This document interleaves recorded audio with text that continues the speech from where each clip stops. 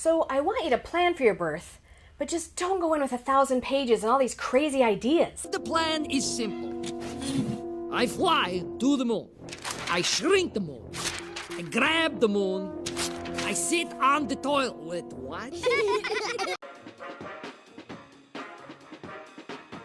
So let's look at birth plan as something different. First off, change the name.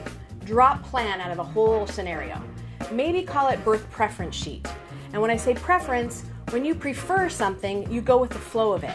I prefer this for my baby. I prefer to eat and drink. I prefer. And then if something happens where that doesn't work, then go with the flow of it. Keep it simple. Plans are made to be broken, and that's so rigid, and birth is not rigid, it's fluid. And consider making your birth plan just one page. And that page is all about your baby. Your baby can't be its own advocate. You are a consumer. You're paying for this birth. You're a grown-ass woman. Don't talk to me like that. Ain't no sorry. If you want to eat and drink and deliver your baby upside down, as long as it's not hurting anybody, you can do that. But that birth plan should all be about the baby. What preferences do you have for this baby? Shots, skin to skin, eye ointment. Do you want to delay it? Do you want to keep it? Do you want to not keep it? That's your stuff that should be on that plan. So if you've narrowed your birth preference sheet down to one page and that's all about the baby, if for some reason your perfect ideal birth went a little south, a little sideways, and you ended up with needing a cesarean. You're at 10 centimeters, but the baby's not coming.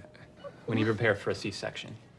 No, I have a birth plan. Yeah, I want to push. I want to push. I know, Wendy, but the baby's heart rate is falling. We need to move now. But I typed it. It's typed. The birth plan, it's ready to go. I'm ready to push. I want to push. It's going to be okay. Have a backup plan for that. That can be a separate plan for a just in case, and then you've got it if you need it. So if you've simplified your birth plan, think about walking into your birth environment and working with the nurses as a team. These nurses work so hard for you, and they have a really difficult job. Oh, God, it feels like I'm shitting a knife. Okay. Why won't you bitches help me? Just breathe. Okay, I'll take it from here. Oh, God.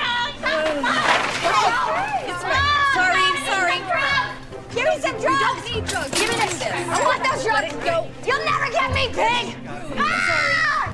Keeping your birth plan simple when there's 6 other patients they have that also have birth plans will keep things flowing smoothly. Bring treats to the nurses. Remember the ones that did everything to make this birthday amazing. Those are the ones that you should be writing thank you cards to, Yelping, and sending really good reviews to the charge nurses. They make a difference, and they will help create a beautiful birth with you. And remember, you can plan all you want, but the wild card in this birth is your baby.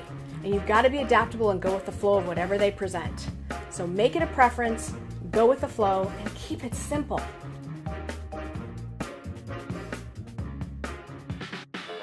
So for more information on this topic, go to birtheducationcenter.com.